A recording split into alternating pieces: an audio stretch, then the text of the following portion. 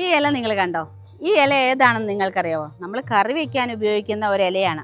ഇതിൻ്റെ പേര് മല്ലി ഇല എന്നാണ് കേട്ടോ. ആഫ്രിക്കൻ മല്ലി എന്നാണ് ഇത് അറിയപ്പെടുന്നത്. നമ്മൾ സാധാരണ കറിക്ക് ഉപയോഗിക്കുന്ന മല്ലിയില എന്ന് പറഞ്ഞാൽ നമ്മൾ സാമ്പാറിന്, രസത്തിന്, ചിക്കൻ കറിക്ക് അങ്ങനെയൊക്കെ ഉപയോഗിക്കുന്ന മല്ലിയില നമ്മൾ പുറത്തുനിന്ന് വരുന്ന വരവ് മല്ലിയിലയാണ്. അപ്പോൾ ആ മല്ലിയിലയുടെ പ്രത്യേകത നമുക്ക് എന്തൊക്കെ മരുന്നുകൾ അതിനകത്ത് അടിച്ചിട്ടുണ്ടെന്ന് അറിയാൻ പറ്റില്ല, ഒന്നാമത്തെ കാര്യം. രണ്ടാമതെന്ന് പറയുന്നത് നമ്മളത് വെച്ച് കഴിഞ്ഞാൽ അധിക ദിവസം അതിന് ലോങ് ലാസ്റ്റിംഗ് ആയിട്ട് ഇരിക്കില്ല. കുറച്ച് നാൾ കഴിയുമ്പോൾ അത് ചീഞ്ഞു തുടങ്ങും.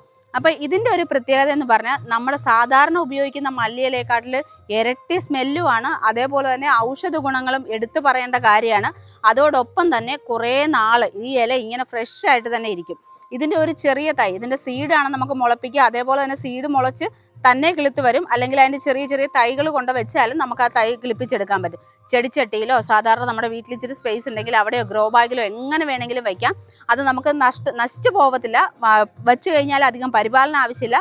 നമ്മുടെ കേരളത്തിലെ മണ്ണിൽ നന്നായിട്ട് വളരുന്ന ഒരു തൈയാണ് നമ്മുടെ ഈ ആഫ്രിക്കൻ മല്ലി എന്ന് പറയുന്നത്. അപ്പോൾ ഇങ്ങനത്തെ ഒരു തൈ നിങ്ങൾക്ക് കിട്ടുകയാണെങ്കിൽ ഇത് വാങ്ങിച്ച് നമ്മളിത് വീട്ടിൽ വെക്കുക. കാരണം മല്ലിയില ഉപയോഗിക്കുന്നതിന് പകരം നമ്മൾ കടയിൽ പോയി വാങ്ങിക്കാൻ നിൽക്കണ്ട, ഒന്നാമത്തേത്. രണ്ടാമത്തേതെന്ന് പറഞ്ഞു കഴിഞ്ഞാൽ ചീഞ്ഞു പോകുന്നുള്ള പേടി വേണ്ട. വീണ്ടും മുറ്റത്ത് തന്നെ ഉണ്ടെങ്കിൽ ഒരു ഇല പോയി പറിച്ചിട്ട് നമുക്കത് യൂസ് ചെയ്തിട്ട് കറി വയ്ക്കാം. നല്ല സ്വാദിഷ്ടമായ മല്ലിയിലയുടെ ടേസ്റ്റ് ഇഷ്ടമുള്ളവർക്കാണ് കേട്ടോ. ടേസ്റ്റിലായിട്ടുള്ള കറികൾ വെക്കാൻ പറ്റും. നമ്മൾ ഇതിനെക്കുറിച്ചുള്ളൊരു ഡീറ്റെയിൽ ആയിട്ടുള്ള വീഡിയോ നമ്മുടെ മാംഗോ മെഡസിൻ്റെ യൂട്യൂബ് ചാനലിൽ അപ്ലോഡ് ചെയ്തിട്ടുണ്ട്. അതിൽ ലിങ്കും നമ്മൾ താഴെ കൊടുത്തേക്കാം കേട്ടോ. നിങ്ങൾക്ക് കാണേണ്ടവർക്ക് ആ ലിങ്കിൽ ഒന്ന് ക്ലിക്ക് ചെയ്ത് കഴിഞ്ഞാൽ ഫുൾ വീഡിയോ നിങ്ങൾക്ക് കാണാൻ പറ്റും.